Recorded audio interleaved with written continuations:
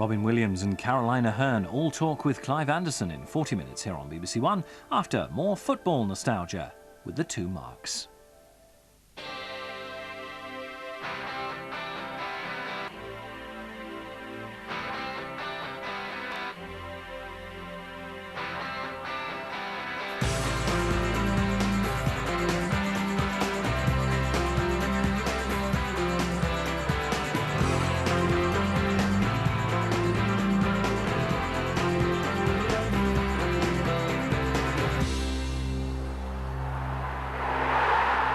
Welcome to Match of the 90s. It's season 97-98, the most exciting season in the world ever! And it's going to be great, isn't it? Yeah. There's the World Cup coming up and England and Scotland will be doing battle against the rest of the world. Yeah, right, with the cream of the Premiership playing for us. That's right, yeah. So who was there then?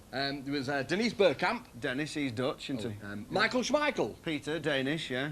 Harry Zola. Gianfranco Zola. Right. Sarsaparilla. Right, he was Colombian, wasn't he? Yeah. Right. So, in fact, the cream of the Premiership were playing for everyone else. No, you're right.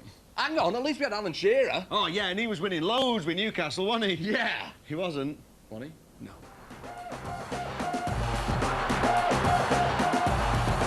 The Championship was a long, long way off. We just wanted to really beat them. I wasn't supposed to play that game. In the end, I played. In 20 seconds, I scored the final goal. It was special. Michael Owen going on those 2 runs and scoring that goal. Unbelievable goal.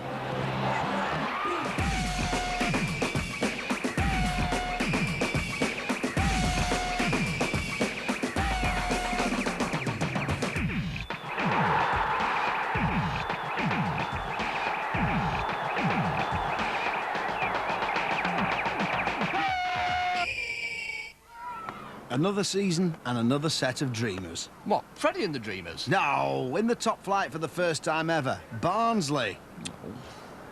Everybody's talking about it. It's got town bubbling, you know. It's one of the best things that's happened, ever. Never a small club again. You'll watch us fly now. We're going. It's party time. We're in the Premiership. Excellent. Better than Christmas. And it was better than Christmas, until Chelsea arrived and nicked all the presents.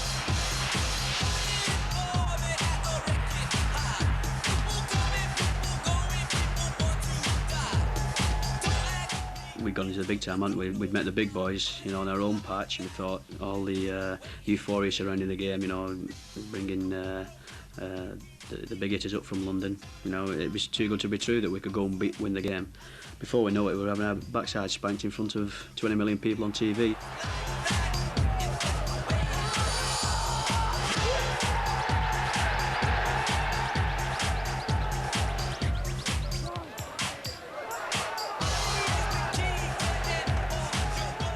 We were winning 3-0, I think, and their supporters were singing, "We're gonna win 4-3."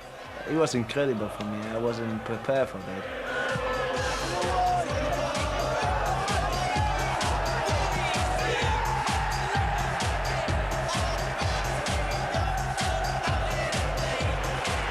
At Arsenal, Ian Wright was about to break the club record for top goal scorer ever. And he slipped it in. Ian Wright's onside. Is this the moment for Ian Wright?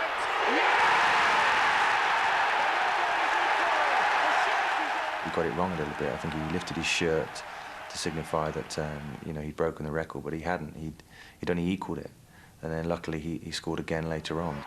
It's Dennis Bergkamp that's saved. Vieira's in. It's in. And what a simple goal. Did that again the following week, you know, and he ran into a lamppost. I know, he just does it when he's out normally in his own shirt. Was it? Oh, give us a hug. The season's early leaders were Man United.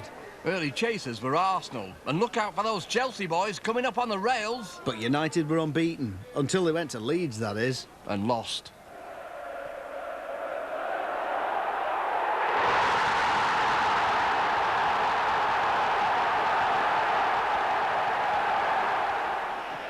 Not a good day for the champions, who lose the game, and their midfield general, Roy Keane. With a crucial injury. Cruciate. Absolutely. It was a massive blow, losing our most inspirational player for what was going to be a long time. He had probably one of the most serious injuries that you can get. We coped quite well without him up until about February, but when the going gets tough and the matches are starting coming Wednesday, Saturday, and you're taking on the top opposition and you need to win, that's when we started to miss him.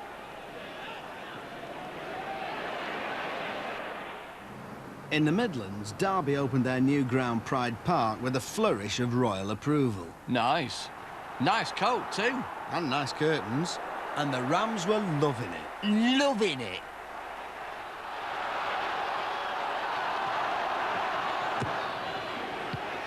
Yes. And the atmosphere, electric. Right, yeah. Yeah, the atmosphere, electric. Yeah, all right, yeah. It was... Oh! Wait, Marc. No, look at that. What's going on? Hey, I'll tell you what, round then, everybody was having some. Hey? Here we go. West Ham, 2-1 down, crash bang wallop, before you know it, they're level. West Ham 2, Wimbledon 2. If you bet on a draw, you'd want the match to end just here, wouldn't you? Yeah. Huh? How did you do that? Not sure, really, but you'll never guess what. What? Arsenal got involved. Did you do that? I might have done. Hey, kid.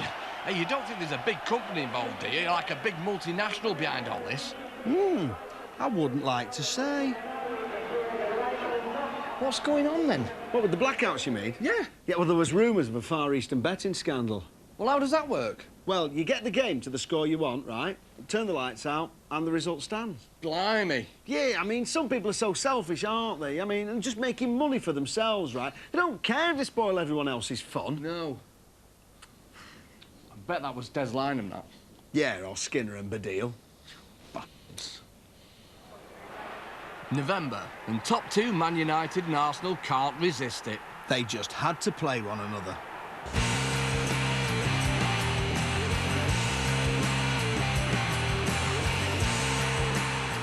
I think he got in behind us down the left-hand side. I think I went back and I think the shot went through my legs, down to Peter's right, and it went in. It was a decent goal.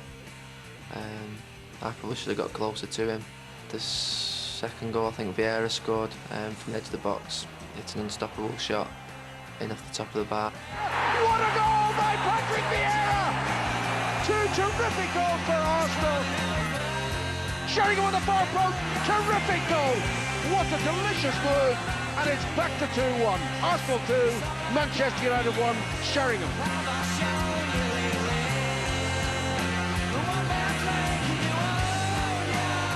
It's cleared upfield by Manchester United. Buckheads are on the gate. Lovely back heel. Sheringham shoots 2-2. Absolutely fantastic strike by Sheringham, and Manchester United were 2-0 down. Now it's 2-2, and Sheringham's got them both. We got back into the game, and they just scored from a set piece with, I mean, it was a great header. I don't think he could have put it anywhere else. I think it would have been saved anywhere else, but it was a great header and it went in the top corner.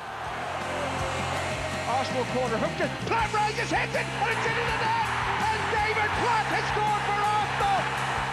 It's Arsenal 3, Manchester United 2. All right, mate. Fancy your job? Not particularly, thanks. Down the other end, Spurs chairman Alan Sugar is saying goodbye to another manager who's had a dismal start to the season and put Spurs in the Premiership basement. Bye-bye, Jerry. And by popular demand, Christian. gross. It's important to stop the fall for Tottenham and then to build up a good spirit, team spirit, discipline inside, outside the team, to bring a new system into the team, and everybody has to work hard. Teamwork is a key word in my job. It was the first day Christian was in. He's trying to put a few rules on different people, and there was a thing he had about long hair. I think David Ginola went in there and Christian said to him, you know, about getting his hair cut. He just tell him, he just said, tell him to stick it, basically.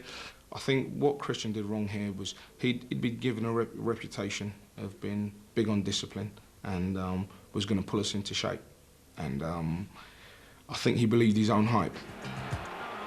His first home game of the season, and Mr. Happy gets the 6 shooters from West London. Rude Hullets, Sexy Boys, Chelsea.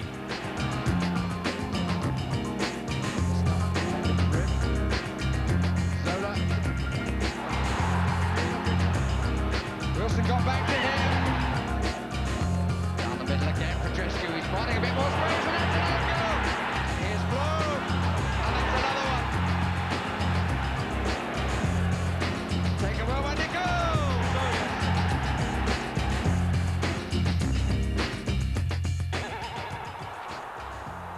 January, and the FA Cup third round has real giant killers. Non-league Stevenage are still in the cup and have local school kids and God on their side. Everywhere. We ask you to look after all sports people after. And they're going to need divine help because they're on the way to a higher ground in this round. Swindon? That's the one.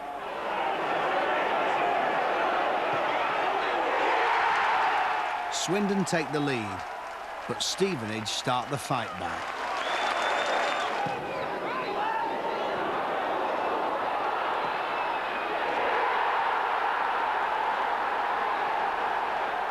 My grandfather, since I've been 11 or 12, used to give me, every time I'd score, to give me money. It ranged from first 50p, and then the bigger games to £1. But as I've got older and older, you know, the stakes have gone up, the higher I play. For the Swindon games, it was actually raised to £5. So in a way, I was happy that I scored, but in another way, I wasn't too delighted because I think he went without his pension for a bit. Grazioli books their place in the fourth round. Number 17, Stevenage Borough. Who do you want, lads? Man United. We'll play number 7. Well, it's nearly Newcastle United. Oh, they'll be well, we're the lads. I'll tell you what. You'll have to switch that one to St James's. Yes, you know. Borough are brilliant. I mean, they should be in Division 3, as you know. Look, won the conference. What have Newcastle won lately? Ah, the romance of the cup. Humble surroundings. David and Goliath. But then Goliath gets all mardy. Well, now to the burning question on the lips of soccer fans around the country. Is Kenny Dalglish a big girl's blouse? The team he manages, Newcastle United, are due to play Stevenage in the fourth round of the FA Cup. Newcastle are stars in the Premier League. Stevenage Borough aren't in the league at all. But Newcastle, far from being supremely confident, are appealing to the Football Association for the match to be played somewhere else because they say there's not enough room for their fans. Well, Newcastle manager Kenny Dalglish joins us now. How many fans do you anticipate travelling? Well, more than the 1,400 tickets that we're going to get. I mean, unfortunately, our fans are fervent and very supportive of the team, But and they want to see them play. 2,000 or less travelled to Everton, isn't that right, in the third round? Well, maybe it was because it was on terrestrial television. Manchester United played you. You only gave them 1,850 tickets. Yeah, because we're 36,000 season ticket holders. I see. And so it was into the tabloids. With a war of words. And this time it was personal. The problem from our point of view is we never said a word. There was no reaction from the players, no fun. And then it was quite funny because right up to the game, every day there was another player in selling it. He's not very good and they're not this and no. Newcastle players were a bit disappointed how Stevenage, from top to bottom in the club, had approached, and you know, we thought they could have afforded us a little bit more respect. I'll have to admit, I think that's the probably one of the most intense I've ever been to wanting to actually beat a side.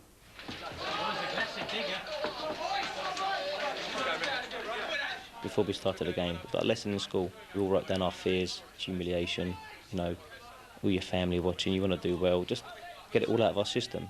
And it really did work. And he just said, you've got nothing to lose. We get beat 8 or 9-0, you know. So what? We're non-league, we're not in the Premiership. We actually went out and we thought, here we go. And it was blowing a gale, the pitch was a joke, but you can't say anything.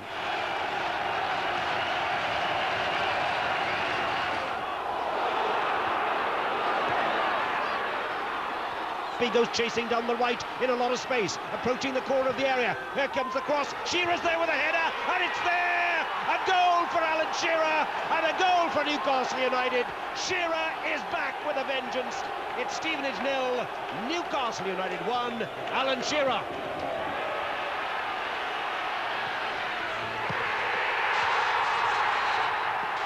Offside and disallowed, but not for long.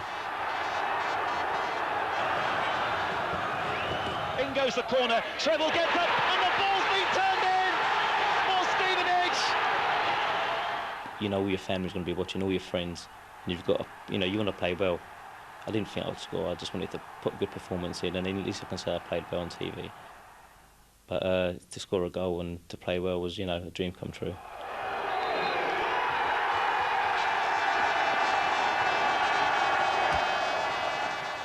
they couldn't understand why all of a sudden they'd sort of like rubbed his nose in, then all of a sudden saying, "Can we have your shirt?" And we're saying no. You know, and it was just a little bit. And after it, I thought, am I being petty here? But I got into the changing room, and every player had done the same. And it's a famous, famous moment in Hertfordshire. Anybody got a shirt? No. Hey, tell you what, though. What? We'll definitely get one at the replay back in Newcastle. There's loads there. You're right, you know. Put your hands together for the last shot.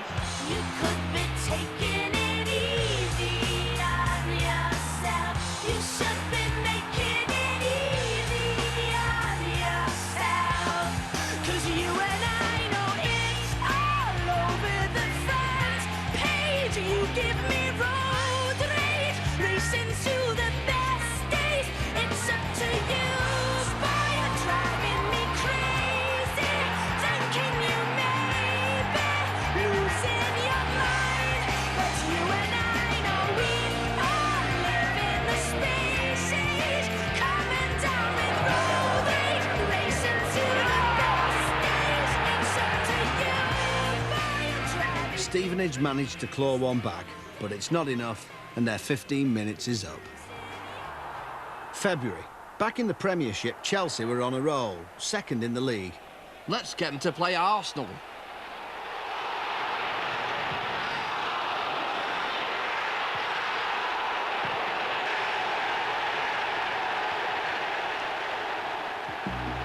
Ruud Gullit lost the game, and then his job. Seems a bit harsh. We were unable to meet his financial demands. What were his financial demands? I think in a paper you asked him rather than us. I had staff, people crying. They couldn't understand it. And I couldn't give them an answer. I said, yeah, I don't know what it is. I really don't know. Mystery surrounds the Ruud Bullet. Was it his pay demands or something more sinister, as details emerge of players' meetings behind locked doors? It was made a big thing out in the paper that the players were voting against Rudy. You know, the players are going against Rudy. And it wasn't like that because I think between him, Wisey and the other senior players, he suggested that the players get together. In this case, we discussed them only about us because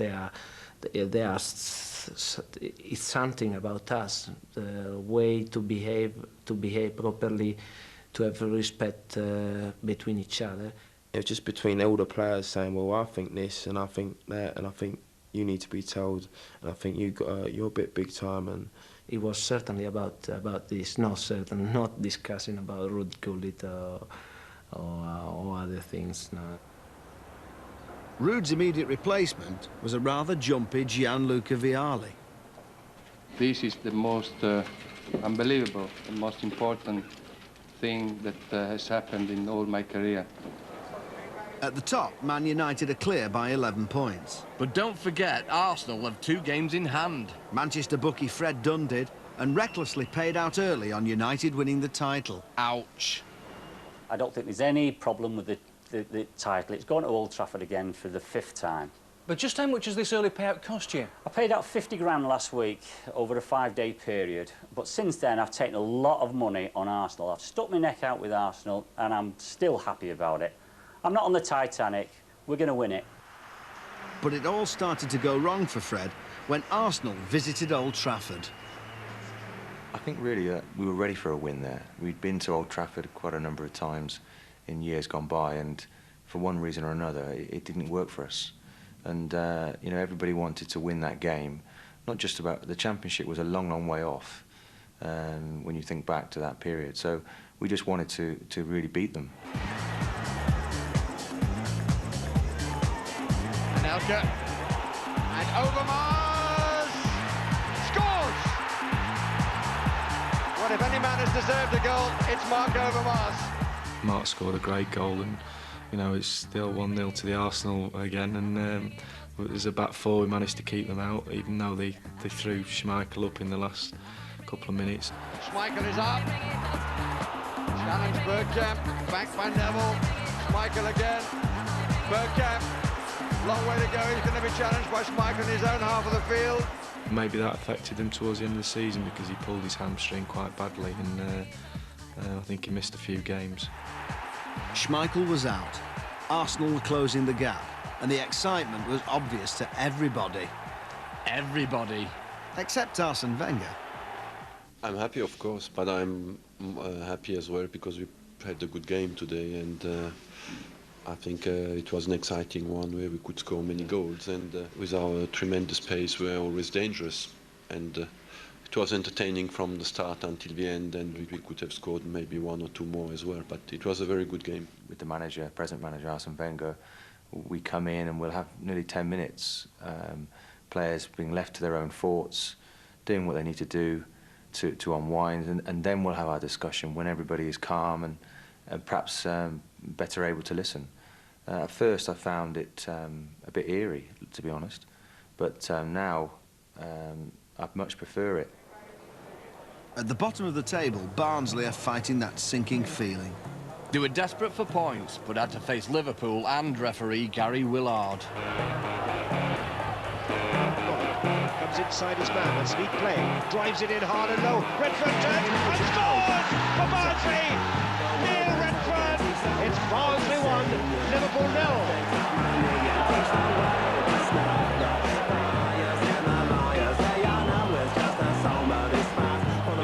In the area of Willard. Riedler will score, and yes, is the Liverpool equaliser. Barnsley 1, Liverpool 1.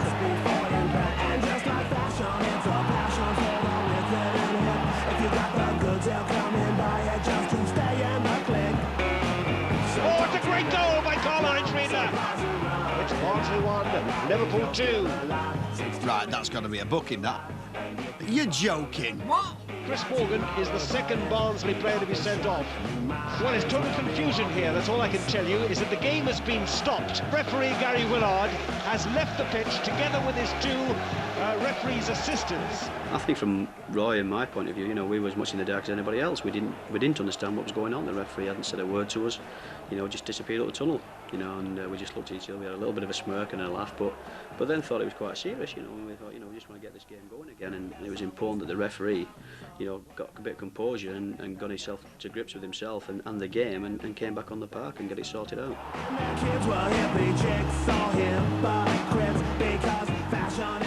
Barnsley get a penalty and get back in the game. Forward it goes. McDermott in the area, McManaman will score! It's Barnsley 2, Liverpool 3. Another sending off. Barnsley are down to 8 men, and the fans are not happy.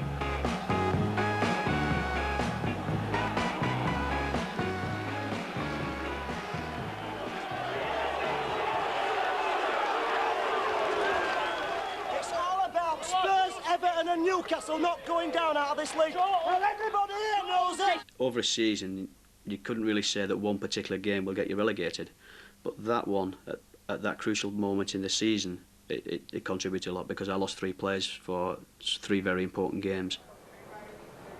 April. Arsenal can't stop winning and are now only a point behind Man United. Victory against Wimbledon and Arsenal could go top.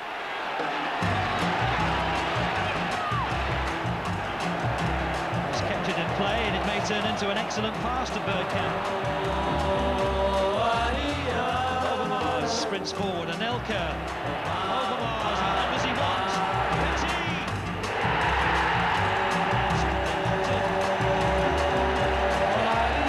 They've gifted it to him on a plate. Absolutely made no move in the dugout to get anybody stripped off, and maybe they don't need to.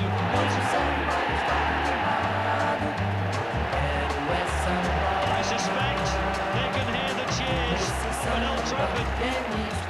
While Arsenal win, at Old Trafford, Ferguson faces the man with one eyebrow, Dalglish. Kenny. This is David Batty. Speed, no flag, Anderson, and the goal given. Manchester United look at each other in despair. Schmeichel can't believe it. I have to say that Speed looked offside to me. Owen. Giggs.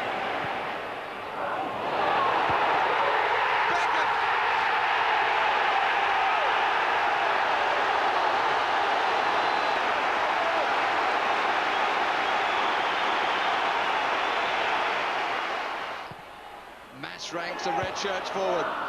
Out by Pearce. This is Ketsby, if he can play the ball out, which he can. This is Rob Lee, running from his own half, chased by Solskjaer of all people. That's a foul, and Solskjaer will be sent off for that.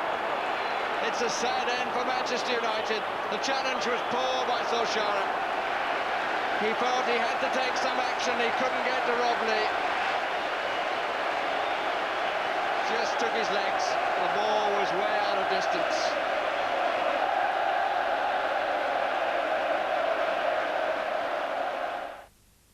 It just didn't work out. You know, sometimes it gets like that. Sometimes you go for a season and you get sticky spells in the season. I think that's what happened to us.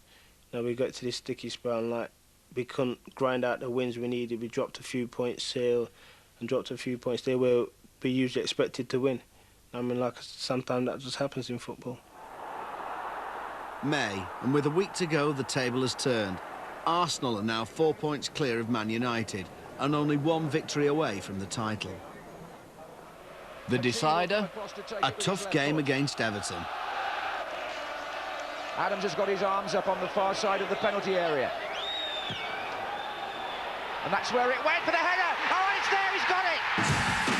Tony Adams! Arsene Wenger's team are in front.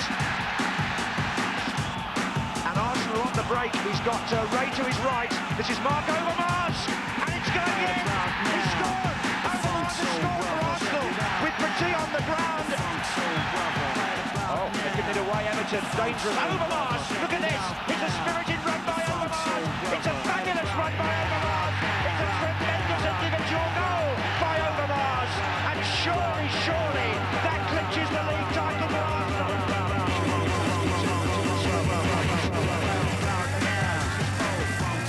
Adams has gone forward, and he's onside. This would be even more of a fairy tale. Tony Adams! Oh, what a finish! What a way to clinch the championship! The captain and the rock on which Arsenal have built has confirmed their title. And a massive ovation rings round Highbury.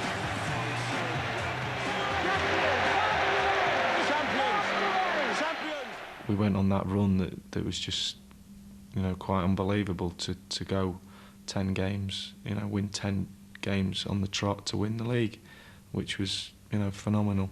They went on a great run that season. You know, it was an unbelievable run. You know, I mean, kept winning. I mean, they looked like they just wasn't going to lose. With the title under their belts, Arsenal went to Wembley looking for the double. Something they hadn't done since 1971.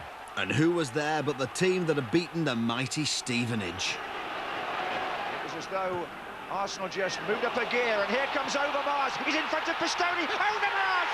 Arsenal have scored! And it's Marc Overmars. What a season he's having. Here's Parler. Looking for Anelka. Oh, the flag stays down. Can Anelka take it on from here? Nicholas Anelka! Oh, Arsenal have gone 2-0. Indeed, it's been Arsenal's day and Arsenal's season. I'd come through the ranks at Arsenal, and it was something I remember Don Howe talking about, you know, the 71 team, and if they did a cross-country run, and they were all desperate to win, and they were a team of winners, and it was something for us that we had to try and follow. The rehabilitation of Tony Adams has mirrored the regeneration of Arsenal. In Europe, Chelsea have made it to the Cup Winners' Cup final and have taken the kids along for a nice day out. Nice. Surprisingly, Vialli leaves Chelsea's actual mascot Zola on the bench for the game with Stuttgart. Luca left me out from the team. He thought that it was better to play someone fitter than me.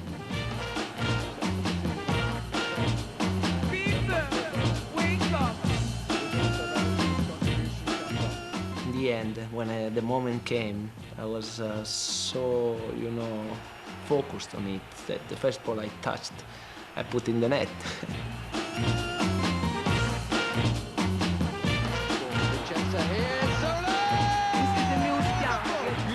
played through by Wise. He got between the two defenders. Freck. What a fantastic substitution.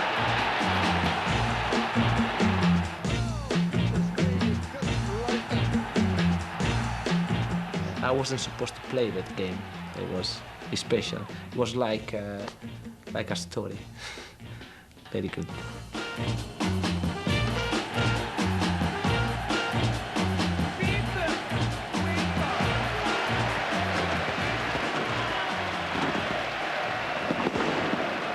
Right, you might think that's it. But it's not, is it? No, because we've got the World Cup in France to come, haven't we? Great. And you know what that means? What? The team pop song. Right, and we had not one. What? Not two. No. Not three. Really? Oh, right, it was three, wasn't it? Yeah. Yeah. Can you remember what they were? Yeah, there was, Ondaloo. Vindaloo. Yeah, 3 wine stains on your shirt. Lion. What? 3 wine stains on a lion. Oh, yeah, of course, yeah. And how does it feel to be on top of a girl? The world. No. The world. And you a disc jockey and all.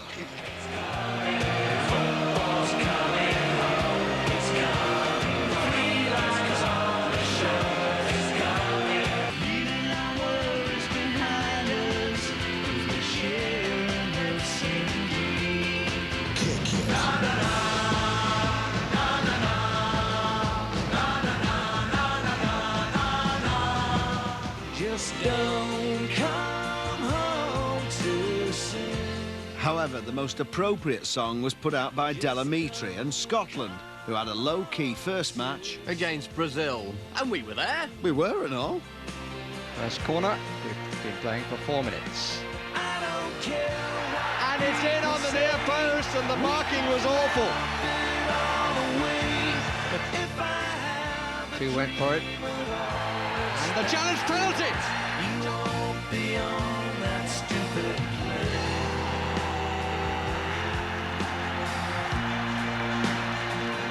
Dunga.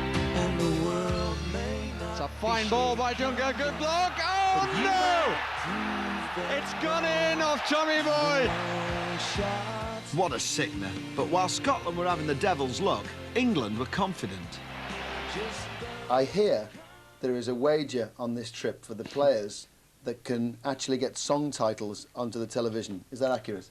It's just your imagination, Ray. Everybody was on a high going into the World Cup finals, which was different to Euro 96. Remember Euro 96, everyone was on a low going into the championships and came out on a high. We knew that we didn't World Cup and it were a big stage and all eyes are cast on the England team, but apart from that, you know, it were a good squad, it were a good atmosphere. First touch, second was brilliant. Scholes, still Scholes. Oh, yes! You missed that one. It's Michael Owen!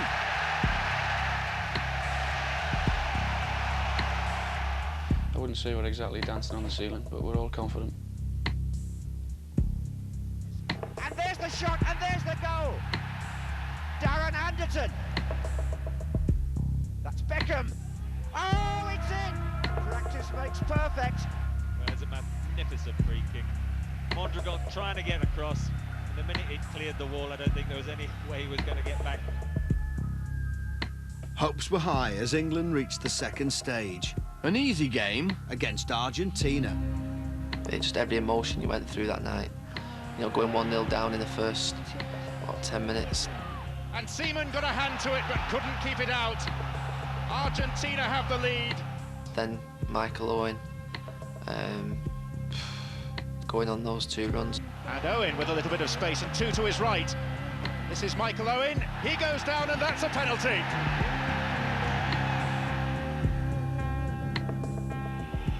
How England need it now. It's Shearer and it's 1-1. This is Owen. Taken in his stride. Chabot trying not to bring him down. It's still Michael Owen. He scored a wonderful goal. Unbelievable goal. And you just thought, well, here we go. Because we thought, that's it. The team were playing with confidence, we can go on from here. But, you know, other events destroyed that goal in a way. Looks like Batistuta, but in fact it is Veron. It's cleverly worked, it's Zanetti, and it's 2-2. But that was a game that had absolutely everything. Great goals, great football, bad decisions.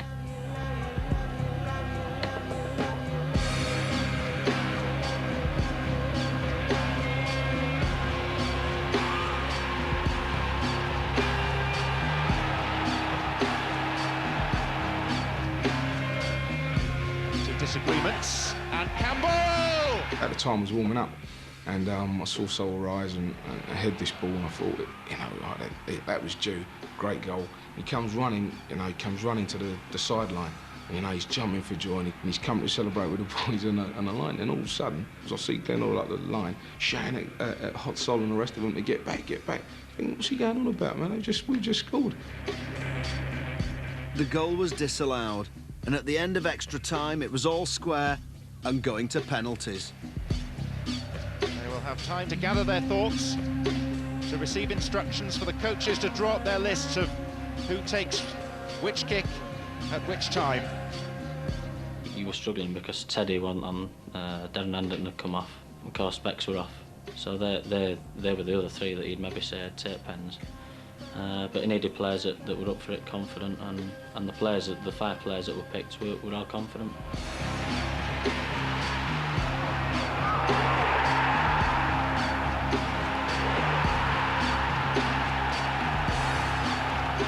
I'd only taken one previous, and I'd missed that in a junior game, and I'd never really fancied, from watching on telly, whatever level of football, I'd never really fancied taking one, and I'd always got nervous for a lad taking it. But you know, when Glenn came and said, "Do you fancy it?" or "You're having a penalty," I just had positive thoughts. You know, whether he'd like transmitted that to me, I don't know. But just at that instant, I thought, yeah, I'll have a bit of that, and I'll put us through. England again are out of the World Cup on penalties. I phoned my wife first, and she was obviously wondering how I felt, and then I phoned my dad, and my dad said to me, like, he knew we were going to miss it, which came as no surprise because I've never had a good game anyway with him, so he's my biggest critic. But no, unfortunately we proved right. Right then, lad, so it's you in nets and me taking the penalty, right? Right. OK, so which way am I going to go? Same way you always go. Which is? Dunno. Ah, but you know the theory, don't you? No. It's the side a bloke dresses on. Is it? I didn't know that. Ready then? Yeah. OK. Oh, goal! Oh, hang on a minute, I thought you said it was a... Ah, well, you can never be sure, lad. You can never be sure. Help the agent.